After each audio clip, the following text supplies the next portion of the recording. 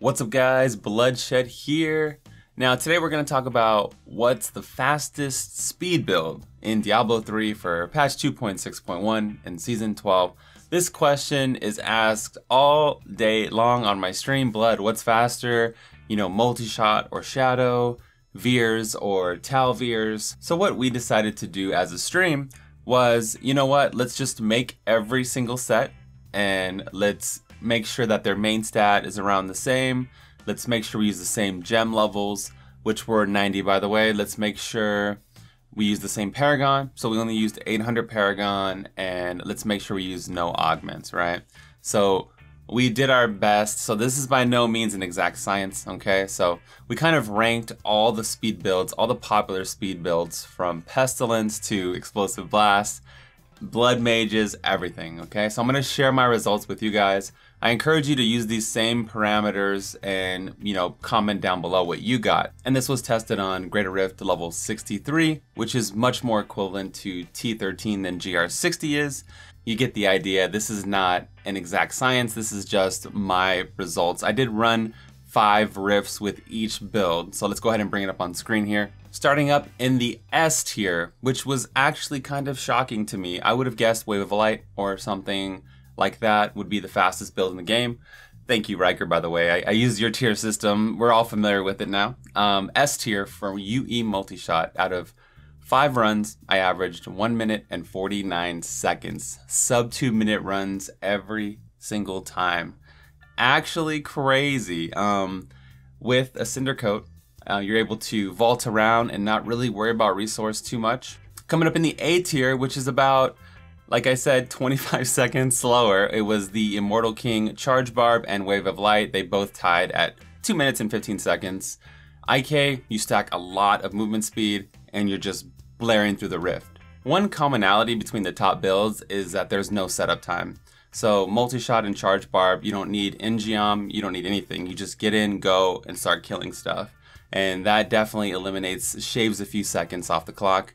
Wave of Light is reliant on Ingeom a little bit, but you wave clearing so much, kind of like Multishot, you don't really need that. Coming up at 219 was the Explosive Blast Sage set, and yes, I used the Sage set in the Greater Rift. I didn't use like Firebird. If I was to use more damage, I would have definitely gotten better times, but I wanted to simulate what it would be like because I feel like nobody would run Explosive Blast without the Sage set.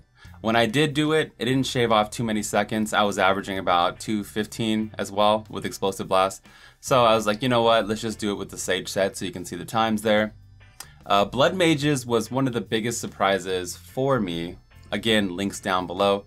The Blood Mage build that we made was incredibly fast. Actually had our fastest time out of all the clears possible, which might have dropped the time down a little bit.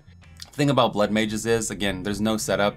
You run really fast with the new Steward's Boots, and your Blood Mages are attacking, killing everything on the screen. Just full screen obliteration.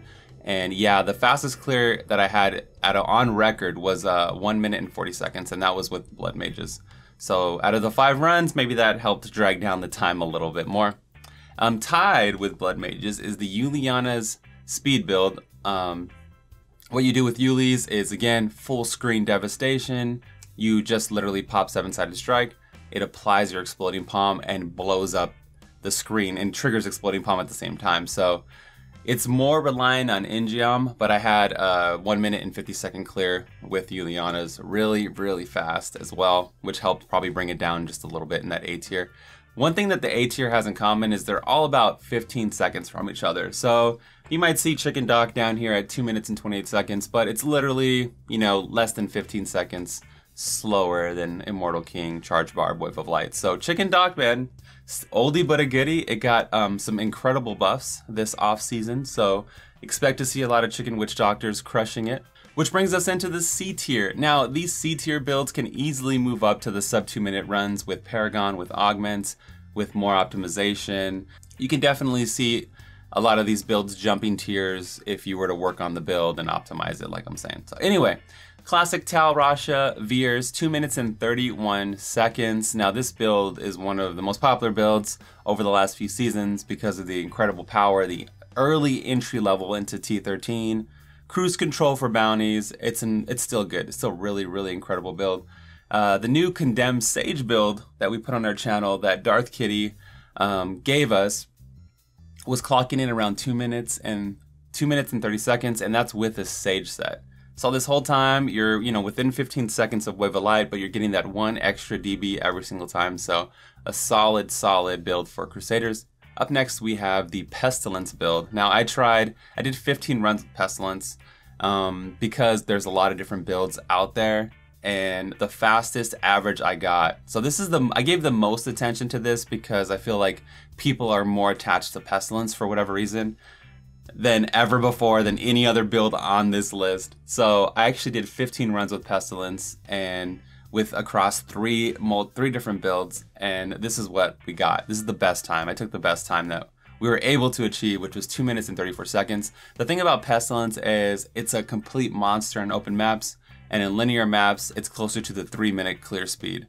So you're gonna see wide ranges in your clear speeds, but it's an amazing build. It's fun. There's corpse lances, death everywhere. Solid build overall. And one thing that was surprising to me was LTK. My first 2 LTK runs were really low, close to Wave of Light. And as I did more and more runs, the average got pushed farther and farther away. And actually LTK rounded out at 2 minutes and 35 seconds. Originally it was really close to Wave of Light, but it kind of slowed down. But 20 seconds, 20 seconds if you really like, jump kicking people, then there you go. And full Veers. So this is full Veers with Mandeville. It lost about 15 seconds, 15 seconds because of that initial setup time that Veers has. Once the rift starts, you really don't do damage until you get double Archon stacks with Veers, and then it starts to ramp up like crazy. With Talrasha Veers, you instantly have the 4-piece Talrasha bonus, and you have your initial Archon stack bonus from the Swami. So it's definitely Talrasha Veers is faster, but once you get going, the speed's damn near equal, right? It's just that initial startup time that slowed it down. Otherwise, full Veers would be, closer to A tier or low C tier. Whirlwind Barb, poor Whirlwind Barbs. Whirlwind Barbs are great, man. Sub 3 minutes with 800 Paragon, no augments, GG's. But when we have so many monster builds to choose from, Whirlwind is 2 minutes and 47 seconds. That was my average. I had a few 3-minute plus clears, and I had a few 2 minutes and 30. It was kind of wide ranged a little bit, like Pestilence or so. And Shadow, the last of my C tier, 2 minutes and 49 seconds on average. Shadow's like a baby Multishot. It doesn't have the wave clear that Multishot has, but you get pretty much unlimited vaults, lots of mobility, and you're gonna probably push on Shadow next season.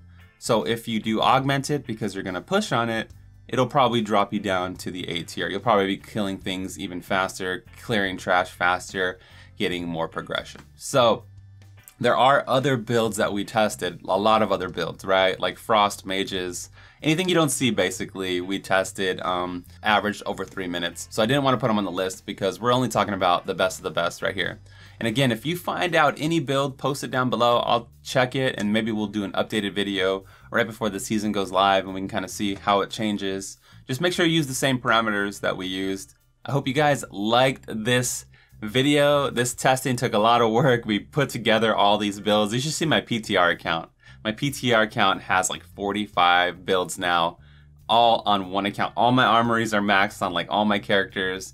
Yeah, we've been doing so much blasting on the PTR. Make sure to follow us at twitch.tv/bloodshed. Let me know down below what you think about this. Let me know like what you think, like what was shocking to you. I know for me, Blood Mages was super. If somebody would have told me Blood Mages is faster than Chicken Witch Doctor, I would have never believed it. Or Talrasha Veers, I would have never believed it.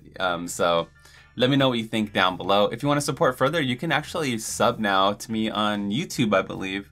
But if you want to support, you can also sub on Twitch or check me out on Patreon. We do monthly giveaways and things like that. So that's going to be all for me today, guys. This is the Bloodshed, and I'm out of here. Peace.